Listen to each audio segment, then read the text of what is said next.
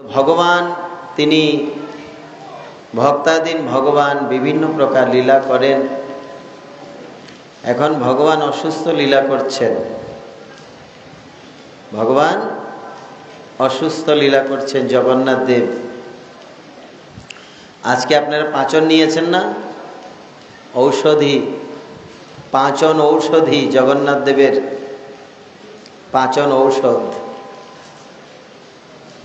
এই পাঁচন ঔষধ জগন্নাথ দেবের আজকে দিয়েছেন, তিনবার দেওয়া হয়। ভগবান কি অসুস্থ হয়? ভগবান অসুস্থ হয় না, অসুস্থ হয় জীব জগৎ। ওনার কিসের অসুস্থতা? উনি শুধু লীলা অভিনয় করেন। কি করেন? লীলা অভিনয়। অভিনয় কাকে বলে? যেটা বাস্তবে নয় কিন্তু তুলে ধরছে। বাস্তবে নয়, এটা তুলে ধরছে, এরকম একটা নমুনা। আমরা বলি না অনেককে, আমরা অনেককে বলি নমুনা করে, হ্যাঁ না? তো ভগবান অভিনয় করে, আসলে উনি এরকম নয়। এই জন্য বলা হচ্ছে লীলা অভিনয়, অসুস্থ লীলা অভিনয়। তো এই অসুস্থ লীলাতে তিনি অভিনয় করছেন কেন? জগতের লোকে দেখাচ্ছেন আমার প্রিয়কে দেখো। আমি যখন অসুস্থ হয়ে যাই, যারা আমার সেবা করে তারা হলো দ্বৈত পাণ্ডা। দ্বৈত পাণ্ডা, তারা আমার সেবা করে। সবাই বলো হরে কৃষ্ণ। দ্বৈত পাণ্ডারা যাদেরকে সুপকার বলে, সুপকার, ললিতার বংশধর যারা, তারা রান্না কাজ সেবা আদি করে। তারা পূজা অর্চনায় বিশেষ তাদের ওইদিকে যাওয়া হয় না, অধিকারও থাকে না, তাদের রন্ধন সেবা। তো যখন স্নানযাত্রা শুরু হয়, স্নানযাত্রা থেকে শুরু করে উল্টো রথ পর্যন্ত কদিন? 24 দিন। এই 24 দিন দ্বৈত পাণ্ডাগণ ভগবানের সেবা করেন। দ্বৈত পাণ্ডা মানে, দ্বৈত মানে দাস্য, যারা দাস পাণ্ডা, যারা দাস পাণ্ডা, যাদেরকে শবর জাতি বলা হয়, তারা সেবা করে। ভগবান এখানে দেখাচ্ছেন প্রেম ভক্তি যাদের মধ্যে আছে, তারা যে কোনো জাতিতেই হোক, তারা আমার প্রিয়। আর আমি অসুস্থ অবস্থায় যাদেরকে কাছে টেনে নিই, কিংবা অসুস্থ অবস্থায় যারা আমার সেবা করে, তারাই আমার প্রিয়। এই জন্য ভগবান তিনি হলেন ভবরোগ নাশিতে চতুর। কীর্তনে বইটা দাও। ভবরোগ নাশিতে চতুর। ভবরোগটাকে নাশ করার জন্য তিনি চতুর, চালাক। বড়টা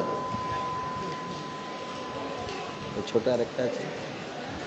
ভবরোগ নাশিতে চতুর। সবাই বলো হরে কৃষ্ণ। ভবরোগটা কি? ভবরোগটা কি? মানসিক রোগ।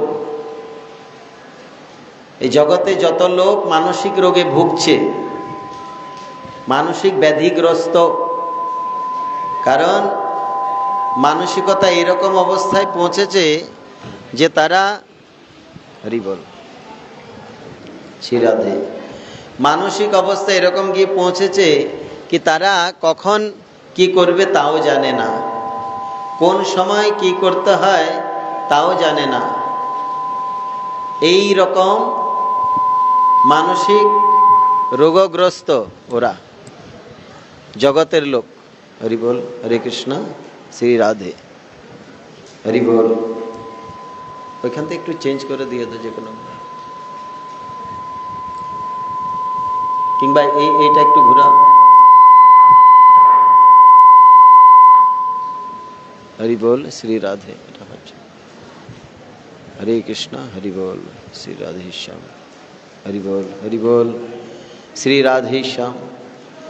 আগেরটাই দাও, বক্সটা ওইদিকে ঘুরিয়ে দাও। হরি বল। হ্যাঁ, হরে কৃষ্ণ। হ্যাঁ, ঠিক আছে। মানসিক রোগগ্রস্ত যারা, তারা নিজেই জানে না কোন সময় কি করতে হয়, কিভাবে জীবন পরিচর্যা করতে হয়। মনে যখন যা চায় তাই করে, অনিয়ন্ত্রিত মন। সবাই বলো হরে কৃষ্ণ। জগতে কোনো ব্যক্তি যদি শারীরিকভাবে অসুস্থ থাকে, তাহলে ঔষধ নিলে, বৈদ্যকে দেখালে সুস্থ হয়ে যাবে। কিন্তু যারা মানসিকভাবে অসুস্থ, তাদের ঔষধেও ঠিক হবে না। মানসিক রোগীকে ঠিক করতে গেলে কি দরকার? ভগবানের কথা শ্রবণ কীর্তন, ভগবানের কথা শ্রবণ কীর্তন। সবাই বলো হরে কৃষ্ণ। আজ থেকে 50 বছর আগে কিংবা 60 বছর আগে এই পাশ্চাত্য দেশের বিদেশি যুব সমাজে একটা রোগ এসেছে, হিপি রোগ। বুঝলেন তো? ওই খাও পিও মৌজ করো, এইসব করতে করতে, ভোগ বাসনা করতে করতে এদের মস্তিষ্ক নষ্ট হয়ে গেছে। এরা শুধু ছেলে মেয়েরা ঘুরে বেড়ায় এদিকে সেদিকে। কোথায় ঘুরছে, কেন ঘুরে বেড়াচ্ছে তারাও জানে না। দিন রাত এই রকম, দিন নাই রাত নাই, যে কোনো সময় বেরিয়ে যাচ্ছে, যে কোনো দিকে চলে যাচ্ছে, শুধু ঘুরে বেড়ায় পাগলের মতো।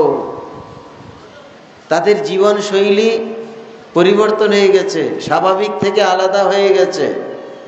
হিপি রোগগ্রস্ত হয়েছে ওই যুব সমাজ।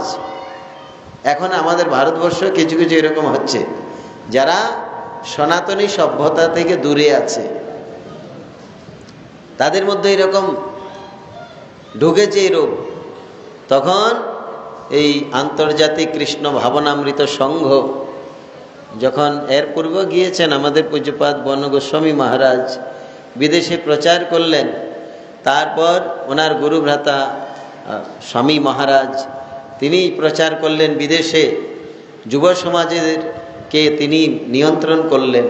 তারা এই ভগবানের পবিত্র নাম মহামন্ত্র পেয়ে তিলক ধারণ করে তারা দেখলেন, আরে এটা তো নতুনত্ব কিছু মনে হচ্ছে, কীর্তন করতে ভালো লাগে, জপ করতে ভালো লাগে, প্রসাদ খেতে ভালো লাগে। এই রকম যুব সমাজকে নিমন্ত্রণ করেছে, তোমরা এসো, এই কমিউনিটি হলেতে প্রবচন হবে, কীর্তন হবে, তোমরা শুনবে। ওরা বলল কি যে আমাদের ভোগের ব্যবস্থা থাকবে, আমরা যে কাম উপভোগ করব, আমরা যে মদিরা পান করব, মাংসাহার করব, ওই সব ব্যবস্থা থাকবে, না হইলে যাব না আমরা। তো স্বামী প্রভুপাদ তিনি বলছেন, হ্যাঁ থাকবে, ওইসব ব্যবস্থা হবে, থাকবে, তোমরা যাবে। তো তিনি একটা রেস্টুরেন্টে বলে রেখেছে, রেস্টুরেন্টে যে যদি আমার নাম বলে কেউ আসে, ওকে ভালো করে ভোগ করিয়ে দিও, ভালো করে তাকে খাইয়ে দিও। আর তিনি প্রবচন করছেন। এই প্রবচন করতে গিয়ে মানব সভ্যতা সম্বন্ধে আলোচনা করছেন। মানব সভ্যতা, মানুষের সভ্যতা কি, সনাতনী সভ্যতা কি, বৈষ্ণবীয় সভ্যতা কি, এই সব যখন আলোচনা করছেন, আর এই সব আলোচনা করতে করতে এর মধ্যে 500 লোক এসছে। এসে তারা যখন শুনলেন, তাদের মধ্যে অনেকেই পরিবর্তন হয়ে গেছে। এবার স্বামী মহারাজ বলছে, তোমরা কারা কারা ভোগ বিলাস করবে, কারা কারা আমি বলে রেখেছি হোটেলে, কে কে যাবে। এর মধ্যে অনেকেই যাই নাই, বেশিরভাগ শ্রোতারাই যাই নাই। কেন? তারা শুনে বুঝে গেছে যে না, ওই জগৎটা ভালো নয়। তো স্বামী মহারাজ বলছে, যারা গেছে গেছে, কিন্তু অনেক লোক তো আমি পেয়ে গেছি এখান থেকে, ভোগী লোক থেকে অনেক ভক্তকে আমি পেয়ে গেছি, তাদেরকে দিয়ে আমি সারা পৃথিবী প্রচার করব। প্রচার করেছে।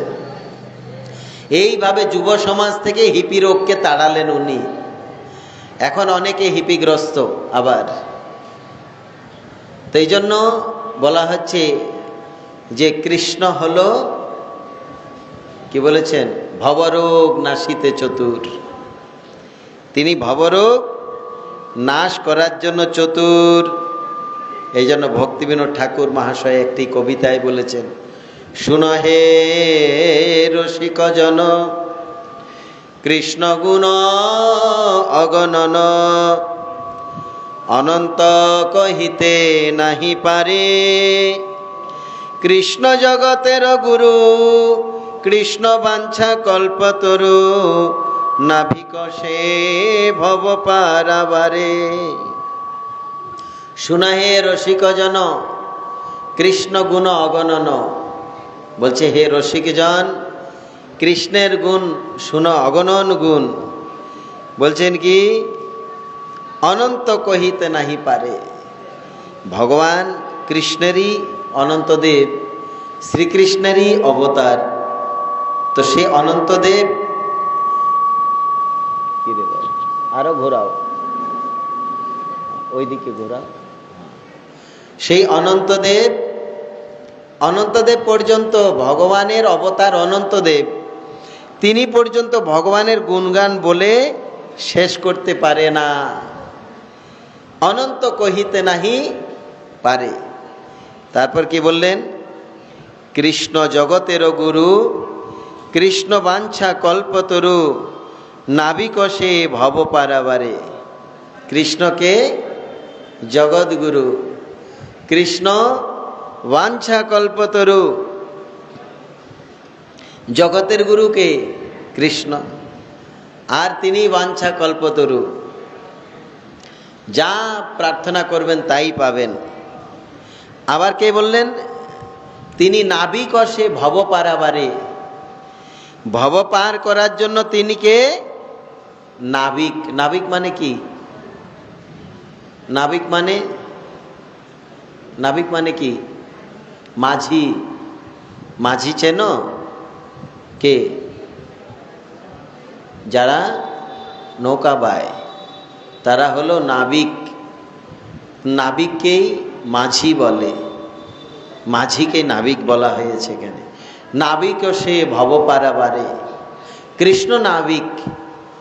কি বললেন তারপর, হৃদয় পীড়িত যার, কৃষ্ণ চিকিৎসক তার, ভবরোগ নাশিতে চতুর। যার হৃদয়টা পীড়িত, যে মানে মানসিক রোগী, হৃদয় পীড়িত যার, কৃষ্ণ চিকিৎসক তার। তার চিকিৎসককে কৃষ্ণ স্বয়ং। হৃদয় পীড়িত যার, কৃষ্ণ চিকিৎসক তার, ভবরোগ নাশিতে চতুর। তিনি ভবরোগ নাশ করার জন্য খুব চতুর, চালাক। কিভাবে ভবরোগটা, মানসিক রোগটা, আর ভবরোগ কিভাবে হয়। আচ্ছা, ভবরোগটা কি জানেন? মানে বারবার হওয়া। এখন একটা রোগ হয়েছে, মনে করুন অপারেশন হয়েছে, ঠিক হয়ে গেছে, হ্যাঁ, কিন্তু আরেকটা রোগ আছে যে অপারেশন হলেও আবার রোগগ্রস্ত হবেন। আপনি যেরকম খাবেন সেরকম রোগী হবেন, হবেন না? আপনার খাওয়াটা যদি কন্ট্রোল না থাকে, অপারেশন করে সুস্থ হয়ে যাবেন। আবার বিষ যদি ভেতরে ঢোকান, খাবারের সঙ্গে যদি নোংরা কিছু ভেতরে ঢোকান, তাহলে কি হবে? অপারেশনে ঠিক হয়ে যাবে? হবে না। এটাকে বলে ভবরোগ। বুদ্ধি, মন, বুদ্ধি, অহংকার, এটা আমাদের ভবরোগ। এর বশীভূত হয়েছি বলে বারবার আমরা রোগগ্রস্ত। এই জন্য এটাকে বলেছেন ভবরোগ। তো কৃষ্ণ ভবরোগ নাশিতে চতুর, কর্মবন্ধ জ্ঞানবন্ধ, আবেশে মানব অন্ধ, তারে কৃষ্ণ করুণা সাগর। যারা কর্মবন্ধ, কর্ম করতে করতে বন্দী হয়ে আছেন, জ্ঞানবন্ধ, জ্ঞানের অহংকারে সীমাবদ্ধ, সংকীর্ণতায়, আবেশে মানব অন্ধ হয়ে আছে, তারে কৃষ্ণ করুণা করে কি করেন? পাদপদ্ম মধু দিয়া, অন্ধ ভাব ঘুচাইয়া, চরণে করেন অনুচর। কৃষ্ণ তাদেরকে পাদপদ্ম মধু প্রদান করেন। পাদপদ্ম মানে ভগবানের কৃপা। পাদ পদ্ম, তার কৃপা আশীর্বাদ, তার চরণের অমৃত, চরণামৃত বলে না, এটাই পাদ পদ্ম। চরণামৃত একটা কি ঊর্জা আসে, একটা পজিটিভ এনার্জি আসে চরণামৃত থেকে। তো এই জন্য বলেছেন যে পাদপদ্ম মধু দিয়া অন্ধভাব ঘুচাইয়া চরণে করেন অনুচর। এই পাদপদ্ম রূপী মধু প্রদান করে আমাদের অন্ধভাব ঘুচিয়ে দেন। অন্ধভাবটা কি? চোখে দেখছি, এটা অন্ধতা নয়, এটা চোখে দেখছি কিন্তু জ্ঞানে অন্ধ। জ্ঞান অন্ধ বলেছেন না, কর্মবন্ধ জ্ঞান অন্ধ। তো এই জ্ঞানে যারা অন্ধ, যাদের জ্ঞান নেই, যাদের দিব্য জ্ঞান নেই, তারাই অন্ধ। চোখ আছে না? প্রাচীন কালের একটা লোকগীতি আছে, হায় রে কপাল মন্দ চোখ থাকিতে অন্ধ, এই জীবনটা যাইলা পুইড়া গেলি রে। হ্যাঁ না? এই চোখ থাকিতে অন্ধ মানে কি?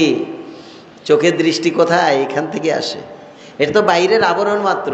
মূল দৃষ্টি কোথায়? বুদ্ধিতে, বিবেকে মূল দৃষ্টি। এটা বাইরে আবরণ মাত্র।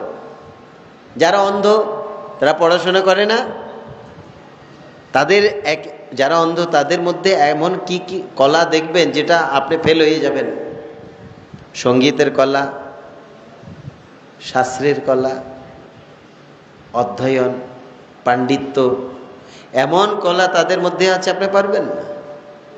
এই যে আমাদের একজন সনাতন ধর্মের রামানন্দী আচার্য শ্রী রাম ভদ্রাচার্য মহারাজ, যিনি ডক্টরেট, শুধু নয় বেদ বেদান্ত উপনিষদ আদিতে একদম সিদ্ধ মহাত্মা।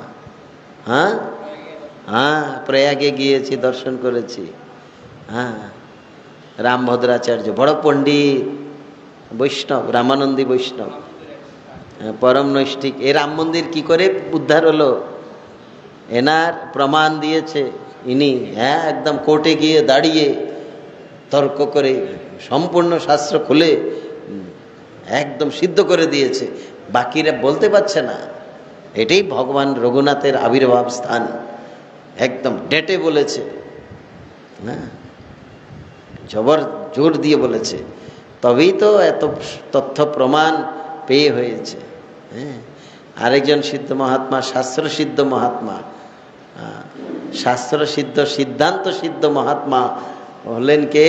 এই যে কদিন আগে আমাদের মঠে এসছেন ডক্টর রাজেন্দ্র দাস দেবাচার্য মহারাজ, বৃন্দাবনের। আপনি দর্শন করেছেন? কদিন আগে এসেছিল যে, আপনি ছিলেন না। ডক্টর রাজেন্দ্র দাস দেবাচার্য মহারাজ সর্বশাস্ত্র নিষ্ণাত। কোথায় কি শাস্ত্রে কি আছে? এই যে চৈতন্য মহাপ্রভু সম্বন্ধে তিনি যখন বলেন, বলছে একমাত্র রাধা কৃষ্ণ মিলিত তনু শ্রী চৈতন্য মহাপ্রভু প্রেমাবতার। বাকিরা বলতে কিন্তু থতমতো খেয়ে যায়। অন্যান্য রামানন্দী বৈষ্ণবগণ কিন্তু বলতে পারেন না, কারণ এনাদের এই সিদ্ধান্তে বিশেষ অনুভূতি নাই। কিন্তু উনি যখন বলেন একদম ডেটে বলেন, রাধা কৃষ্ণ মিলিত তনু ভগবান শ্রী চৈতন্য মহাপ্রভু প্রেমাবতার, এই রকম। তো এই মহাপুরুষগণ, তো যাই হোক, এই জন্য বলা হচ্ছে এই অন্ধ হলেই যে তার জ্ঞান নেই কথা নয়, এটা বাইরের দৃষ্টি। ভিতরের দৃষ্টি তারা দেখুন না, এখানে কয়েকজন অন্ধ বসে থাকে, এত সুন্দর গান করে, শ্যামা সঙ্গীত গান করে, নজরুল গায়, আমার ঘর থেকে শোনা যায়, এত সুন্দর এরা করে। এই কলা, এই যে কলা, এই অনুভূতি কোথা থেকে এসছে? এটাই বিধাতার দান, এটাই দিব্য দৃষ্টি, এটাই দিব্য জ্ঞান। হয়তো একটু কেউ ছোঁয়া পায়, কেউ আভাস পায়, পূর্ণরূপে নয়। এই রকম, এই জন্য এরা চোখেও দেখে না কিন্তু পড়ে। এই যে এই আপনার রামচরিত মানসের উপর তিনি পিএইচডি নয়, ডিলিট করেছেন কোর্স। রামভদ্রাচার্য মহারাজ, রামচরিত মানুষের উপর। হ্যাঁ হ্যাঁ, রামানন্দ সাগর। হ্যাঁ, কি নাম, কি নাম? রবীন্দ্র জৈন। হ্যাঁ, রবীন্দ্র জৈন। হ্যাঁ, শ্রীকৃষ্ণ লীলাতে এবং মহাভারতে, রামায়ণেতে যে কণ্ঠ দিলেন সঙ্গীতের, কে? হ্যাঁ, রবীন্দ্র জৈন। হ্যাঁ, মোটা করে। আপনারা কি ভুলে গেছেন? রামায়ণ সিরিয়াল আগে দেখতেন না, মহাভারত? হ্যাঁ, তো সেখানে এই রবীন্দ্র জৈনের কণ্ঠস্বর, এর কণ্ঠস্বর, আহা, যখন কণ্ঠস্বর দেয় কি অদ্ভুত অনুভূতি। যখন যেই লীলাই চলছে, যেই চরিত্র চলছে, সেই রকম সুর, সেই রকম তার কণ্ঠেরই। কিন্তু এইরকম কোনো কৃত্রিমতা পাবেন না, কোনো রকম মানে কারুকার্য তেমন নাই। তারপরেও আপনার অনুভব জাগাবে, একটা দিব্য অনুভূতি জাগাবে প্রত্যেকটা লীলার সঙ্গে। হ্যাঁ হ্যাঁ, এইরকম। এই জন্য বলেছেন যে কর্মবন্ধ জ্ঞানবন্ধ আবেশে মানব অন্ধ। অন্ধ যারা বিবেকহীন, যারা বুদ্ধিহীন, তারাই অন্ধ। তারে কৃষ্ণ করুণা প্রচুর, করুণা সাগর, পাদপদ্ম মধু দিয়া অন্ধ ভাব ঘুচাইয়া। ভগবান তাদেরকে কি করেন? পাদপদ্মরূপী মধু প্রদান করে অন্ধভাবটা ঘুচিয়ে দেন, দিয়ে চরণে করেন অনুচর, তাদের চরণের অনুচর করে দেন। এরকম প্রেমামৃত বারিধারা সদাপান রত তারা, কৃষ্ণ তাহাদের বন্ধু পতি। এই প্রকার ভগবান কৃষ্ণ যখন চরণামৃত প্রেমামৃত প্রদান করে তাদেরকে ভক্ত বানিয়ে দেন, অনুচর করে দেন, তখন তারা দিন রাত সেই কৃষ্ণ প্রেমামৃত বারিধারা পান করেন।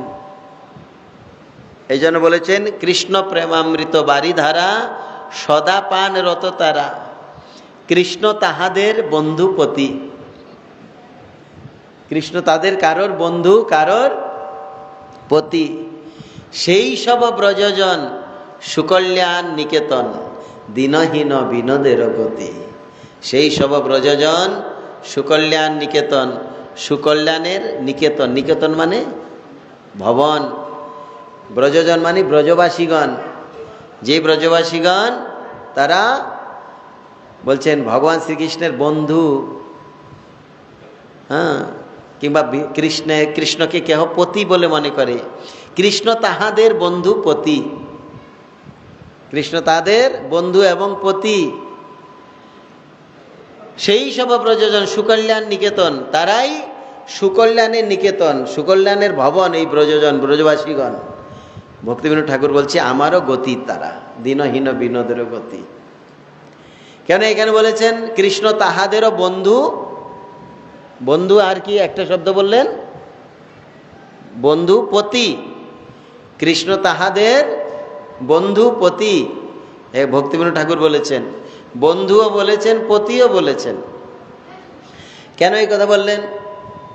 এই জন্য যারা কৃষ্ণকে পতিরূপে উপাসনা করেন তারা বলছেন ভবরোগ নাশিতে চতুর কৃষ্ণ।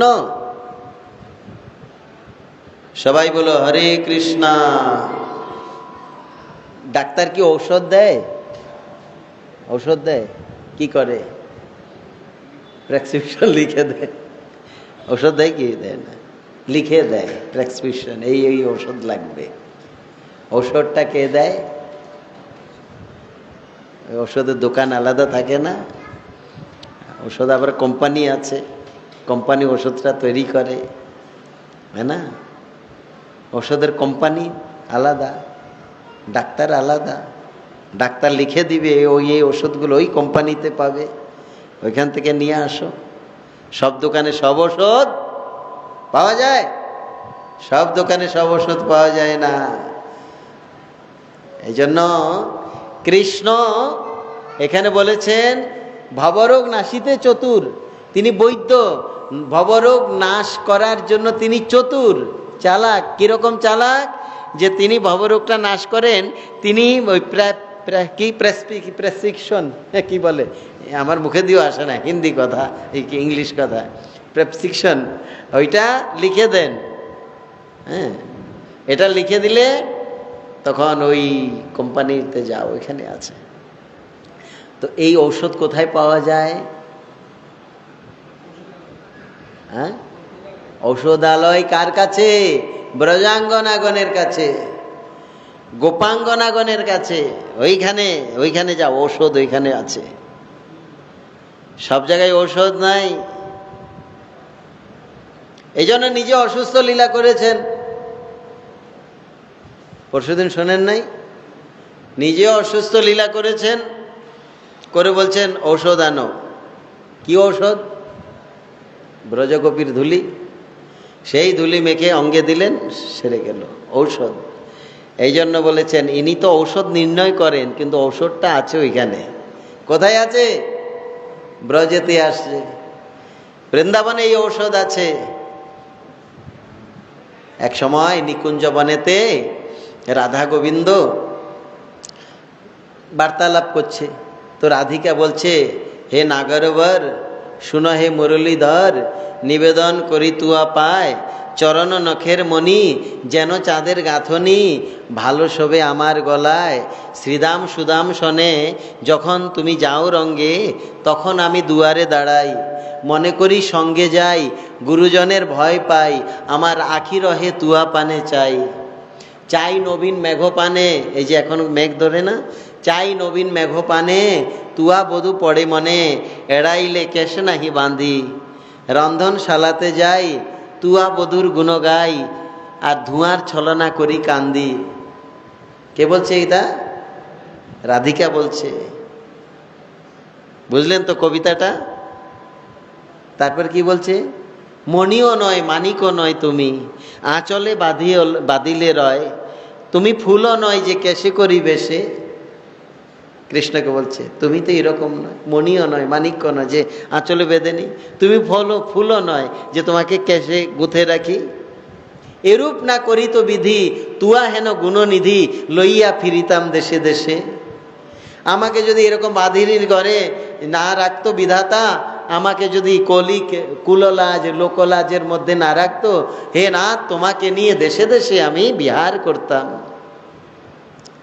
কি মোরো মনের স্বাদ, বামন হয়ে চাঁদে হাত, বিধি কি ফুরাবে মোরো আস। নরোত্তম ঠাকুর লিখেছেন। নরোত্তম দাসে কয়, শুনো হে দয়াময়, তুমি আমায় না ছাড়িও মায়া, যেদিনও তোমার ভাবে আমার এই দেহ যাবে, সেই দিন দিও পদ ছায়া। এই জন্য রাধারানী প্রার্থনা করছেন কৃষ্ণের কাছে, ওরা আমায় কলঙ্কিনী বলে ডাকে, আমি তো কলিক লাজ, লৌকিক লাজের জন্য আমি বেরোতে পারি না। তো রাধারানীকে কৃষ্ণ বলছেন, চিন্তা করো না, আগো আমি তোমার কলঙ্ক মোচন করব। বলে তারা আমাকে গালি দেয়, আমাকে কলঙ্কিনী বলে গালি দেয়। তো কৃষ্ণ রাধিকাকে বলছে, প্রিয়া তুমিও ওদেরকে অভিশাপ দিও। কি অভিশাপ? বলে তোরাও আমার মতো হয়ে যা, তোরাও আমার মতো হয়ে যা, এইরকম অভিশাপ দিও। অন্য অভিশাপ দিও না যে তোরা সর্বনাশ হয়ে যাক, ধ্বংস হয়ে যা, এরকম অভিশাপ দিও না। না, এখানে এক বুড়িমা এসছে, আয়া কয় ওই শ্রমণ মহারাজকে, বলে মহারাজ গোসাই আর কি কইতাম, পাশের বাড়ি তারা চোখ গড়াইয়া আমরা বাড়ির দিকে চায়, কিছুদিনের মধ্যে আমরা ক্ষেতের ফসলটি নষ্ট হইয়া গেছে, নারিকেল গাছটা মইরা গেছে, বাড়িতে কুস্তা হয় না। কয় বাড়ি সবটির অসুখ, তারা আমরা লোক কার্য করে। তো শ্রবণ মাস বলছে এখন কি করা? না না গোবিন্দের কাছে কন, জগন্নাথের কাছে কন, তারা যাতে বুয়ো ঠাডা ভরে। হ্যাঁ, মহারাজা রসিক, উনিও বলছেন আচ্ছা তো কি করবো, আমরা এই যে অমঙ্গল হইতে আছে জগন্নাথের কাছে তুলসী দেন, নাম গোত্র লিখে দেয়। কয় যারা এরকম করে তারা যাতে ধ্বংস হইয়া যায়। জগন্নাথের কাছে কন, তো মহারাজ কই হুকুম যাতে ধ্বংস হয় তারা। হ্যাঁ, কত ভোলা ভালা ভক্ত যে আসে এখানে, এইরকম। এই জন্য কৃষ্ণ রাধিকাকে বলছে তুমি অভিশাপ দিয়ে দিও। কি অভিশাপ? তোরা আমার মতো হয়ে যায়।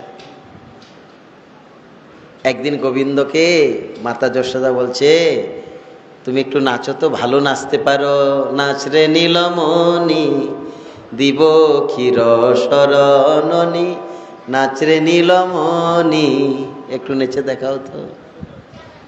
গোবিন্দ বলছে মাখন দিবে? মানে হ্যাঁ, তাজা তাজা মাখন। এবার নৃত্য শুরু করলেন, এমনভাবে নৃত্য করছেন, ঘুরে ঘুরে আলাত আকার নাই, ঘুরে ঘুরে নৃত্য করতে করতে করতে করতে যশোদা বলছে বাচ্চা ছেলে সারবে, আর লাগবে না, এত নৃত্য করলেও পরিশ্রান্ত হয়ে যাবে। আর মাও তো নিজেকে খুব মানে ধিক্কার দিচ্ছে যে আমি একটা মা হয়ে একটা বাচ্চাকে একটু মাখন দেব, তার জন্য এত পরিশ্রম করাচ্ছি, আমি মাতৃধর্মের ধিক্কার আমার। লালা শান্ত হয়ে যাও, নৃত্য হয়ে গেছে, এবার মাখন খাও। তিনি তো আর শান্ত হচ্ছে না, খুব উদ্দণ্ড, কখনো নৃত্য করছে, কখনো ঘুরছে, কখনো আবার উদ্দণ্ড নৃত্য, কখনো আবার ঘুরছে। এভাবে ঘুরতে ঘুরতে ঘুরতে ঘুরতে তিনি হঠাৎ করে মূর্ছিত হয়ে পড়ে গেলেন। এবার যশোদা ভয় পেয়ে গেছে, কোলে তুলে নিলেন, নিয়ে দেখছেন মুখটুক নাড়িয়ে, মুখ নড়ে না, কোনো শিরা পাওয়া যাচ্ছে না। এ কি ব্যাপার? মাতাজি তো হাউ মাউ করে কান্না শুরু করেছে, কোথা গো রোহিণী দিদি, ও দিদি রোহিণী, আচম্বিতে মূর্ছা গেল আমার নীলমণি। কোথা থেকে? তার আর তো খাওয়া হলো না গো। কেঁদে কেঁদে বলছে রোহিণী দিদি, এ কি হচ্ছে? রোহিণী মাও লালা লালা বলে ডাকছে। এবার পিতা নন্দ কাঁদে, ক্ষীর নাহি বাঁধে, একদিকে চাহি রহে, একদিকে চেয়ে আছে। এমন সময় গোপগণ এসছেন, আরে কানাইয়া তুই যদি এরকম করিস তোকে নিয়ে আমরা খেলা করব, তুই তো নাই। সারা ব্রজমণ্ডল খবর পেয়ে গেছে, সবাই গোপাল গোপাল, নীলমণি, লালা, কানাইয়া বলে বিলাপ করছেন। নন্দভবনে লক্ষ লক্ষ লোকের ভিড় লেগে গেছে। কি হলো? গোপাল অচেতন হয়ে গেছে, মূর্ছিত।